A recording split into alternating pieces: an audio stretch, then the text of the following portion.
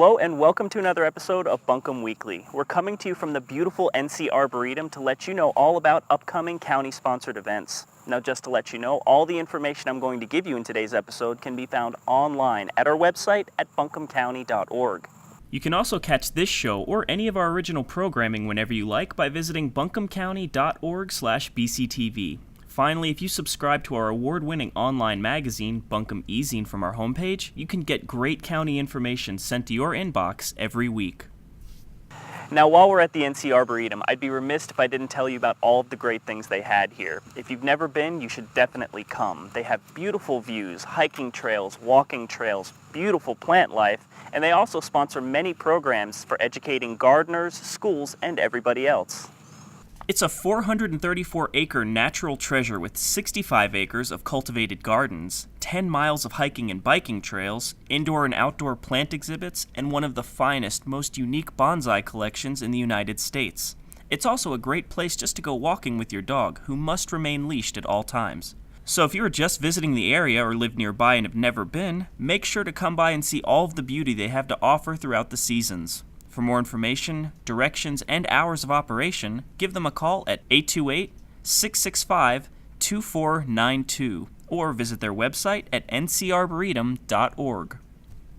Buncombe County Soil and Water is working on a great program for the Farmland Preservation Act called Cycle to Farms. It'll feature bike mechanics and yoga at the start, cool swag, great new routes to discover, and of course access to many local farms. This event is going to take place in Sandy Mush on Saturday, September 28th. Swag for the program includes a great musette bag to hold all of your stuff, various goodies from sponsors, and even coupons for discounts and freebies at the farms.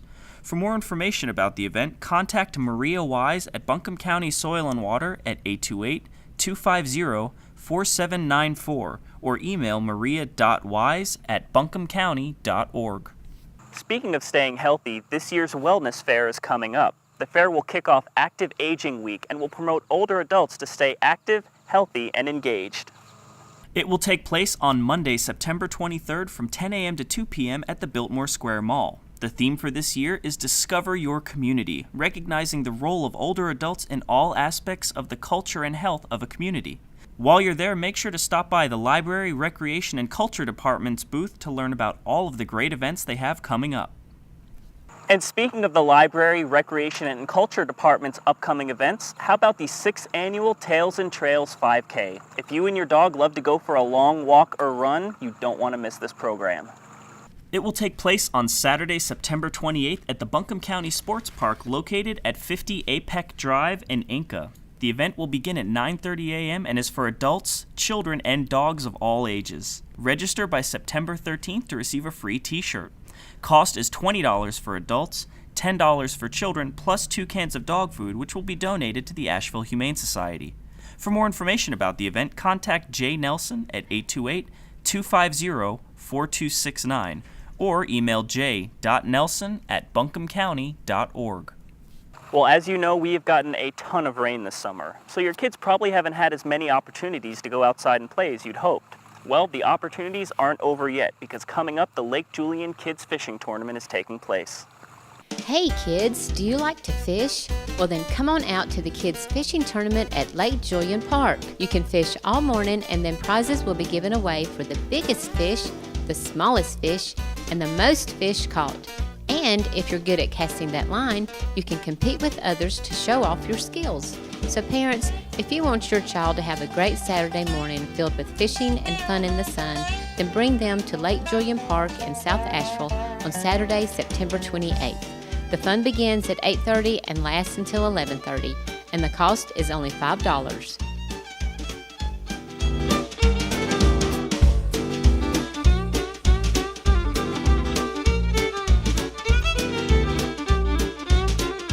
If you're looking to add a new 4-legged member to your family, look no further than the Asheville Humane Society. They have plenty of adoptable dogs and kittens like these guys who are in need of a good home. Now, when you adopt from the Asheville Humane Society, not only are you saving a life, but all of the pets have been spayed, neutered, received their shots, and some basic training.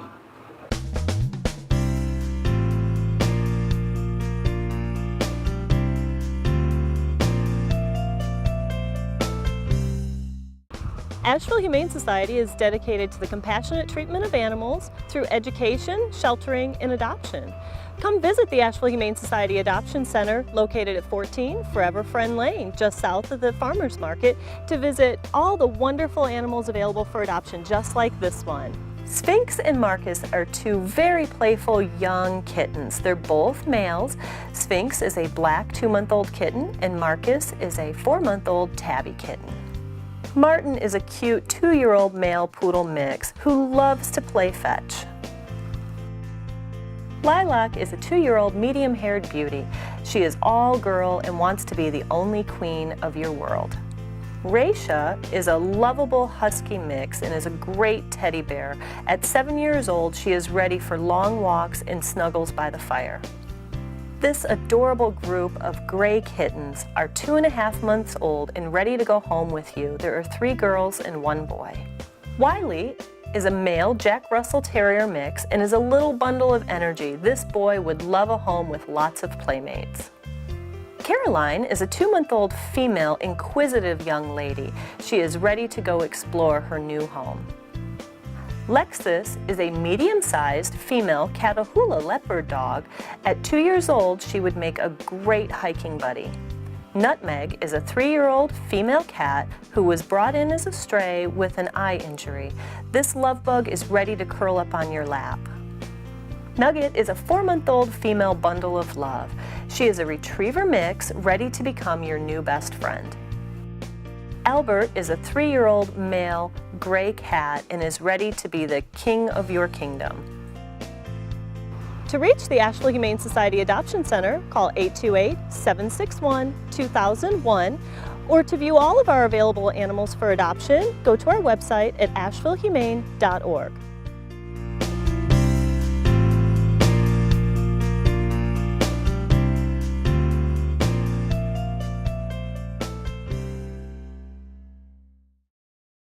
Speaking of the Asheville Humane Society, they sponsor many events every month for you and your pet to partake in.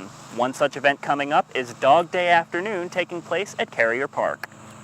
It will take place on Sunday, September 22nd from noon to 4 p.m. Come on out to Carrier Park to celebrate all things canine and support local dog rescue. It'll be a fun family day for those with 4 and 2 legs, featuring pet contests, fun runs, vendors, live music, and many dog and puppies for adoption. For more information about the event, call 828-761-2001. To see their full calendar of events, please visit ashevillehumane.org/events. Stay with us because coming up you'll see more of the beautiful NC Arboretum and we'll tell you about upcoming library events. We'll be right back.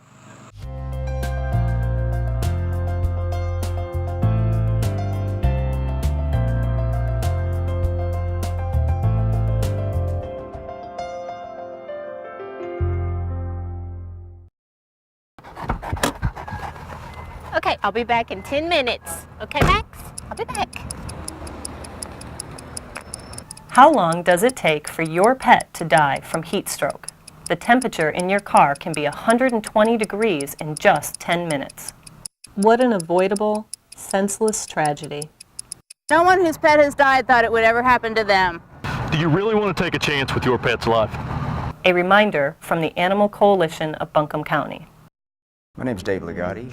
I'm a jazz singer. I play in venues in the Asheville area here now. After the ordinance was mandated to have non-smoking venues, my health has definitely improved. My voice range has increased. I even had positive comments from smokers who admitted that although they smoked cigarettes, they still didn't like sitting in a room that was just emanating with cigarette smoke. It's very wonderful to play in a smoke-free environment. I'm Sheriff Van Duncan of Buncombe County, here with Chip. Hi, I'm Chief William Anderson of the Asheville Police Department, here with Tag. A lost pet can devastate your family. Prepare your pet before they go missing. Microchip your pet at the Buncombe County Animal Shelter. Make sure your pet is wearing a collar and identification with current information at all times. Keep a current photo of your pet on hand in case your pet should go missing. Remember, proper identification is your pet's ticket home.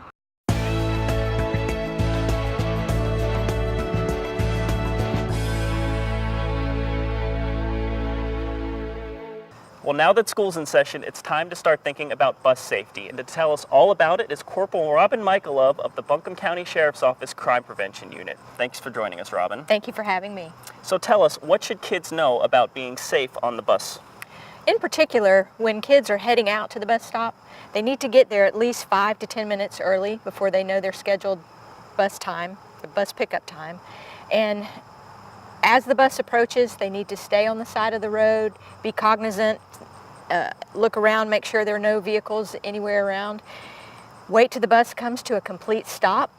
Wait till the bus stop arm is activated, the red lights are blinking, the door opens, and then that's when they can enter the bus. They need to make eye contact with the bus driver, make sure that the bus driver sees them get on, and move back to their either assigned seat or just a seat on the bus.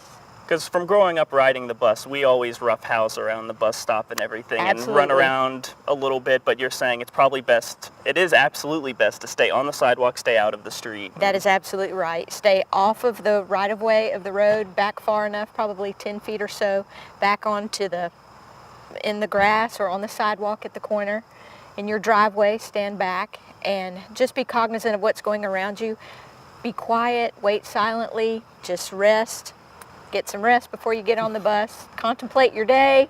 There's no sense in running around and putting yourself in harm's way. Now you said 10 feet away from the bus, and that's known as the danger zone. And why is that a danger zone for kids? If the closer that you get to the bus, it's much more difficult for the bus driver to see you.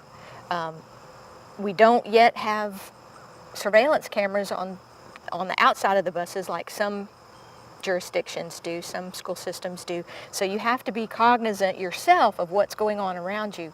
So stay out of the driver's blind spot, at least 10 feet. Okay.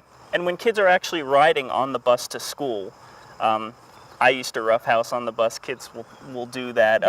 What are some tips that parents should tell their kids when they get on the bus?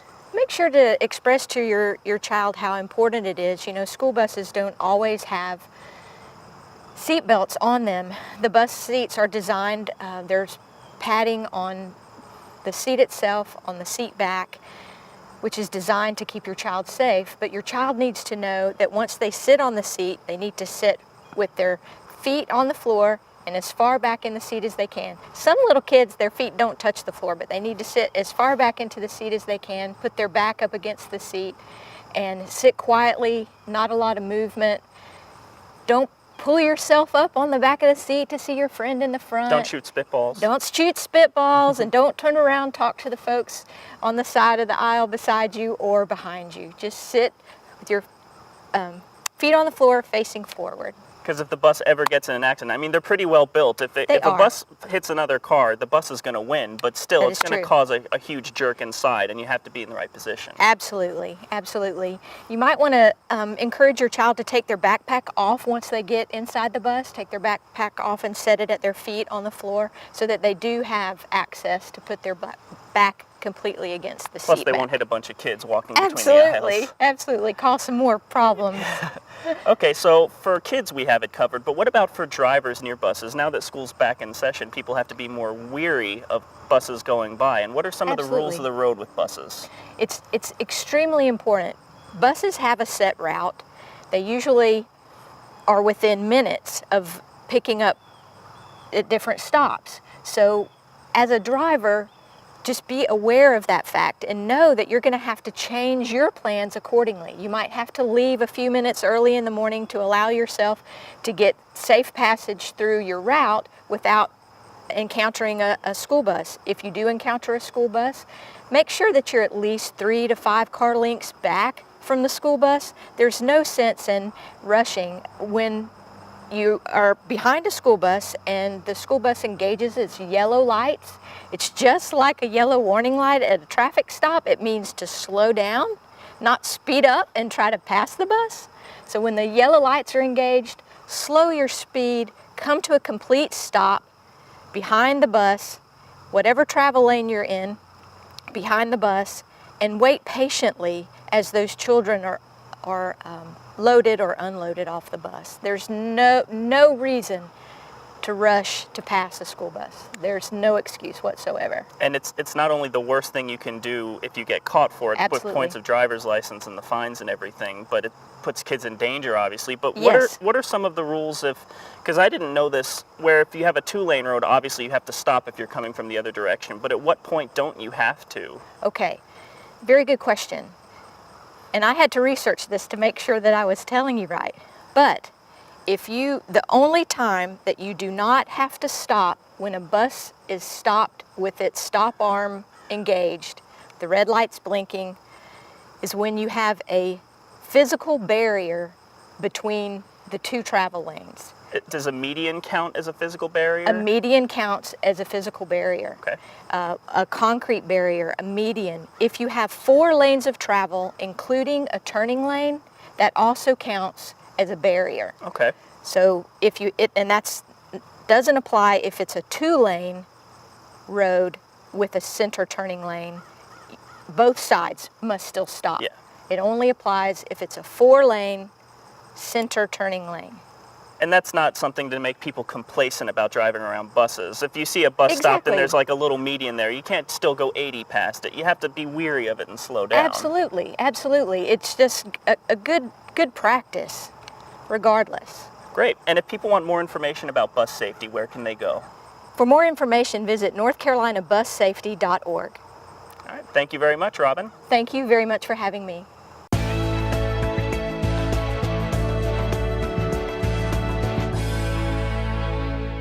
We're still here at the NC Arboretum at the beautiful bonsai exhibit, which I'm sure has inspired many drawings and paintings in its time.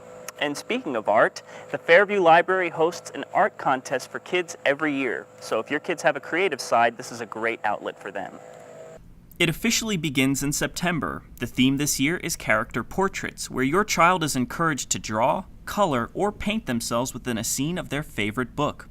All submissions must be turned into the library no later than Monday, September 30th at 5 p.m. The portrait can be no larger than 18 by 24 inches, and the name of the child, phone number, and the book that inspired the art must be on the back. Winners will receive cash prizes, and the art will be on display at the Fairview Library. For more information, call 828-250-6484 or email fairview.library@buncombecounty.org. And speaking of the library system, now that school's back in session, Pack Memorial Library is starting up their Reading Corner story time again, which is a great after-school activity for kids 6 to 12. They will take place on the first Wednesday of every month with a great activity, including hands-on science experiments, planetariums, arts and crafts, and much more. Aside from this great story time for the older fare, all of the county libraries still have story times for children of all ages throughout the week. To find out when your local branch has theirs, call them individually for their schedule. For more information on the Reading Corner Storytime programs, please contact the Youth Services of Pack Memorial Library at 828-250-4720 or email pack.children@buncombecounty.org. Now, as you can tell from the last couple stories, the library system in Buncombe County is a great resource for entertainment. No, it's not just a quiet place to sit and check out a book. They sponsor many events at all 12 branch locations for every age and interest, and here are a few coming up. On Wednesday, September 18th at 7 p.m., the West Asheville Library will be greeted by Richard Russell to discuss his book, Robert Henry, a Western Carolina Patriot. You'll be able to speak with the author on the life and history of a man of great achievement and tragic personal failure. This free program is sponsored by the Friends of the West Asheville Library. On Saturday, September 21st at 3 p.m., Pack Memorial Library is hosting a free concert featuring the Sweet Adelines. This local chorus will give an hour-long rousing performance of songs showcasing traditional barbershop harmony. For more information, you can call 828-250-4700 or email library@buncombecounty.org. Also on Saturday, September 21st at 10 a.m., the Weaverville Branch Library is hosting an art and coffee table book sale. This is in conjunction with the town's Art in Autumn juried art show. They've been saving the best for the sale, so don't miss it. All proceeds will benefit the Weaverville Library. Finally, on Saturday, September 28th, the Weaverville Library and Pack Library will be hosting storyteller Lynn Ford. She will be at the Weaverville Library at 11 a.m. and Pack Library at 3 p.m. The story times will feature traditional stories and songs of the Southern Appalachian through the experience of African American communities. These are great shows with a special focus on stories for adults and older children. Best of all, both shows are free. For more information, please email library@buncombecounty.org. Now, those are just a handful of the events offered by the Buncombe County Public Library System. If you'd like to see the full list, visit buncombecounty.org/library. And now it's time to keep an eye out for this week's Mountain's Most Wanted.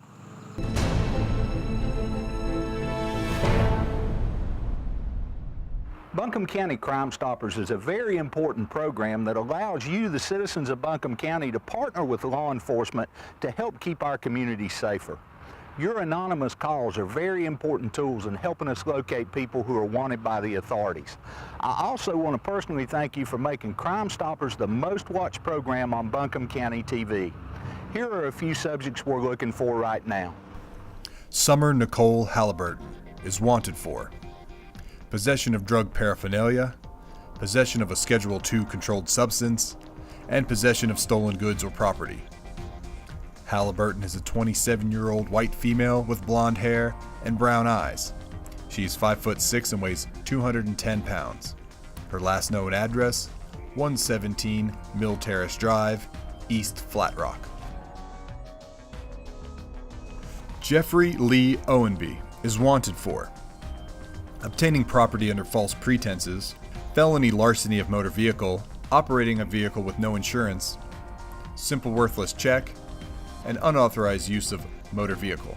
Owenby is a 41-year-old white male with brown hair and blue eyes. He's 6'2" and weighs 245 pounds. His last known address, 11 Hummingbird Lane, Asheville. If you happen to know the location of any of the Mountain's Most Wanted, you could receive a cash reward. All you have to do is email Crime Stoppers at tips@buncombecounty.org or call 828-255-5050. And speaking of the Buncombe County Sheriff's Office, on the last Saturday of every month, they partner with local organizations to put on a low-cost rabies vaccination clinic. Not only does this help keep your pets safe, but also it keeps this deadly disease off our streets.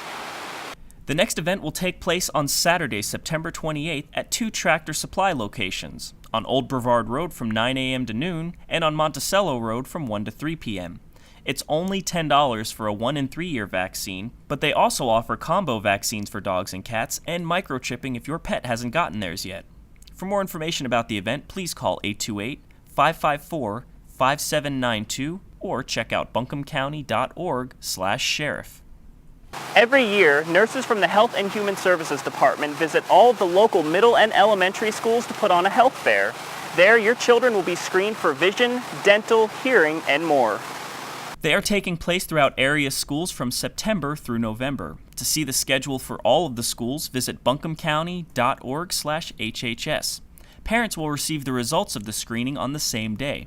If there is a concern, parents will be advised to either see their family doctor or will schedule the child with future appointments with the school nurse.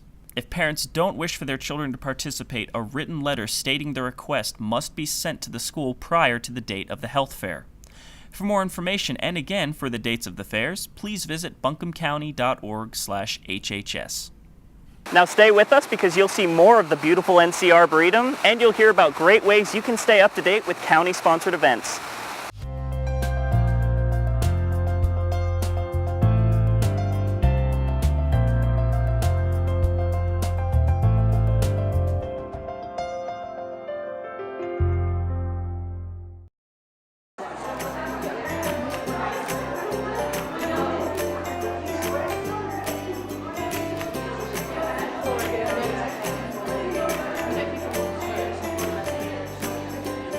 I like coming to the Black Mountain Library because they're always friendly, their hours are excellent. They're here when I come by. It was very convenient and I can bike here even though I'm in Swannanoa.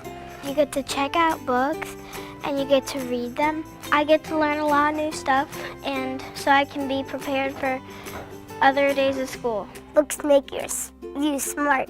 They have excellent children's programs, good variety, and the interlibrary lending so that I can request just about anything I want. I have loved libraries since I was this high. I have 2 grandchildren and we come over here probably once a week. There's a bunch of cool books.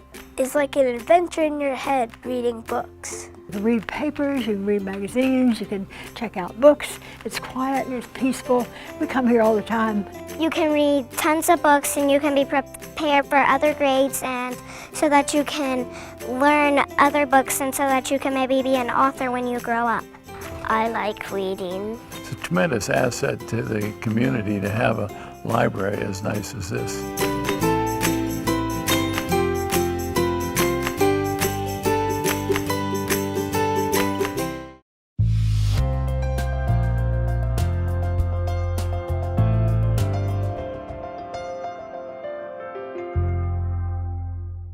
Welcome back. We're still enjoying the beauty of the NC Arboretum. Now coming up in Buncombe County, Western Highlands Network is partnering with Smoky Mountain Center to host a Partnering for the Future community forum. This is a great community forum for individuals and families with an interest in the future of our local healthcare system. It will take place on Thursday, September 19th from 10 a.m. to noon at the Blue Ridge Room and again from 6 p.m. to 8 p.m. in the Balsam Room.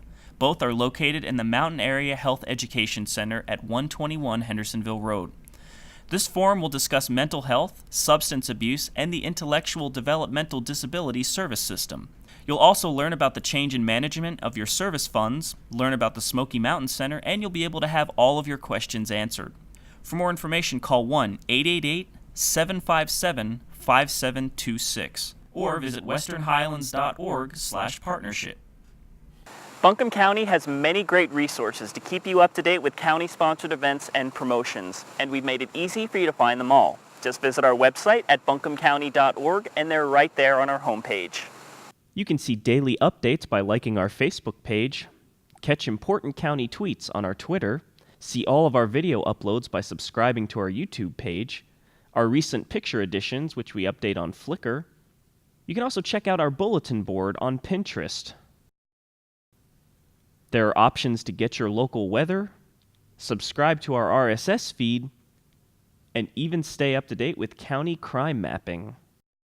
And while you're at our website, make sure to check out all of our original programming by visiting buncombecounty.org/BCTV.